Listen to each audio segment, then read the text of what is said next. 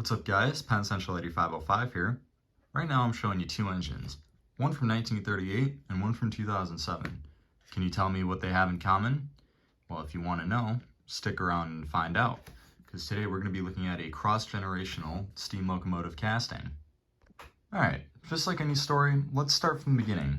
The year is 1938, and last year Lionel released the 700E scale Hudson, an engine with a die-cast metal body.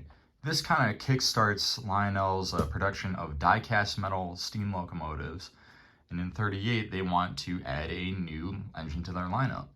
And what do they add? They add this, the 1666E, a 262 steam locomotive painted either in black or in gunmetal gray. As standard with these engines, it comes equipped with a 10-plate tender that has an air whistle on it, and details include an operational headlight, a add-on bell that swings, and an add-on whistle along with grab irons, more detailed drive gear, and more details cast into the body.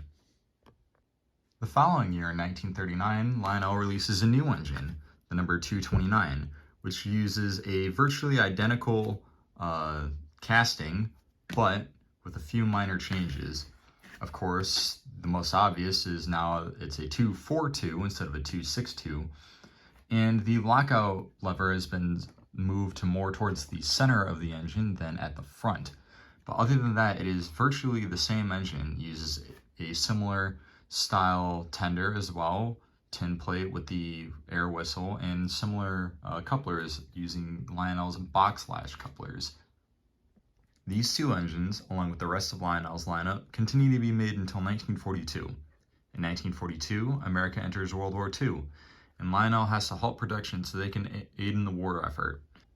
Fast forward to 1946, Lionel is back into production after World War II, and they decide to bring back the 1666.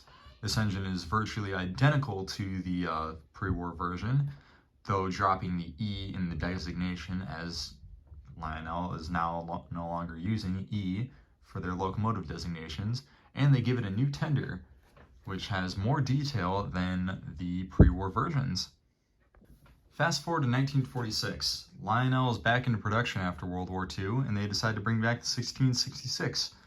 It is virtually identical to the version from the pre-war era, though now only in black, and they give it a new tender, sporting more detail, the new die-cast trucks, and operating knuckle couplers.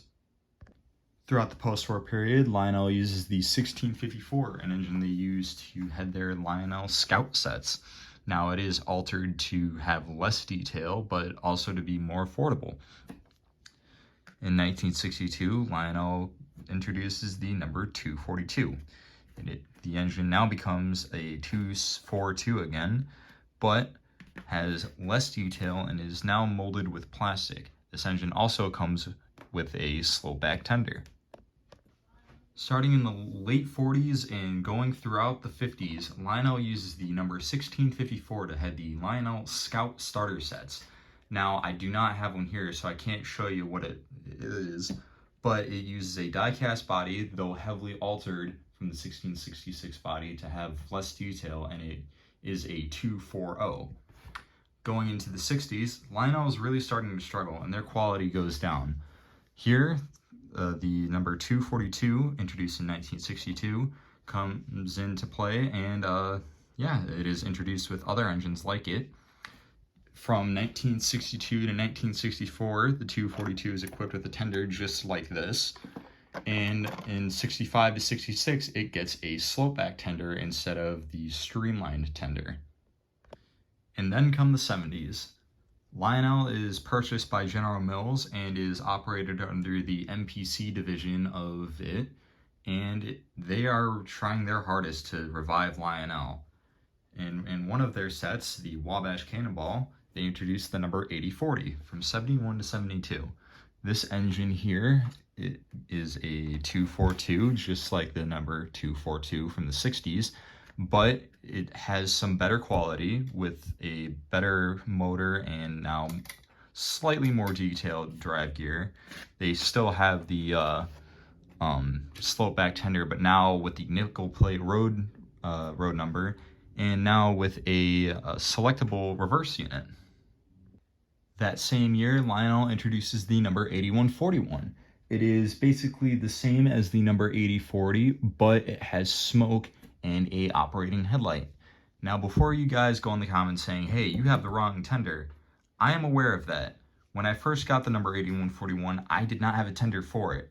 And about last year, we got a set that had that tender, the Rio Grande tender, and the engine decided to crap out. It didn't really work when we got it. So what I did was I just paired that engine with that tender so I could still use the set. I just had a different engine. And honestly, I feel like they look good how they are. Also in 1971, Lionel introduces the number 8142. Now, this engine is a lot more like the original 1666 than the number 8040 and the 8141. This engine is all die-cast, has retains some of the features like the more detailed cab roof and boiler, just like the 1666, but this is a 442 instead of a 242, just like the other engines, and it is equipped with the mighty sound of steam, which is a new electronic sound system for Lionel. In 1972, Lionel introduces the number 8203 Pennsylvania steam locomotive. It is basically identical to the number 8141, and this one has the mighty sound of steam, smoke, and a headlight. Now, this engine also is uncatalogued in 1974 for the Black Diamond Express set, and comes back for its last debut, both ever and in a catalog, in 1975. In 1973, Lionel introduces the 8303. They decided to get a little experimental and cast this engine in a two-tone blue paint scheme. Other than that, it is basically identical to the 8203 in terms of features and detail. The 80s roll around, and in 1984 and 85, Lionel decides to get a little weird, but also a little experimental with this casting, and they introduce the number 8403 chassis system steam locomotive. This is a 442, just like the 8142, and it is painted in blue. Now, also, the body retains a lot of the same details like the plastic body, but it is now in die cast again. And they also add a electronic reverse unit with a little lockout switch underneath the cab, and they add the mechanical sound of steam to this engine instead of the mighty sound of steam. The 90s come around, and they have decided to keep the electronic reverse unit that they were experimenting with in the 80s.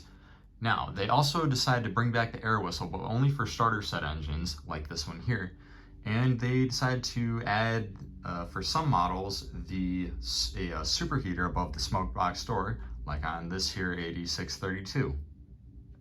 And that brings us to 2007. With the starter set engines, they decided to keep a lot of the features from the engines of the 90s, with the air whistle and the electronic reverse unit, but they add two things.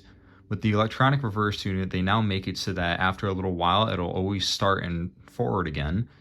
But also, they added crew figures in the cab.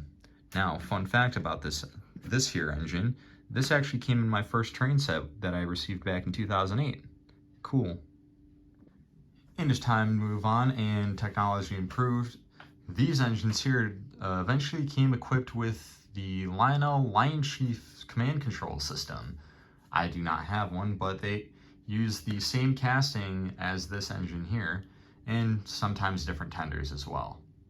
And that concludes our story. That's how this cross-generational casting went from this to this. And as always, I will be ending this video off with a running session. We'll be running the number 229 and the number 1645. Hope you guys enjoy.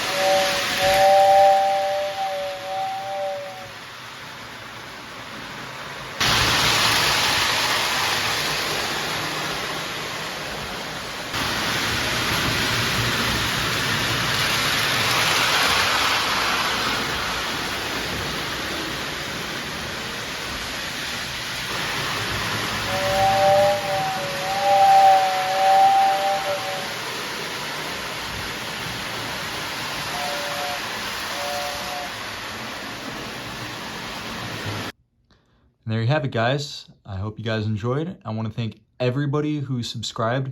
We are now at 100 subscribers. Thank you guys so much. You guys are amazing.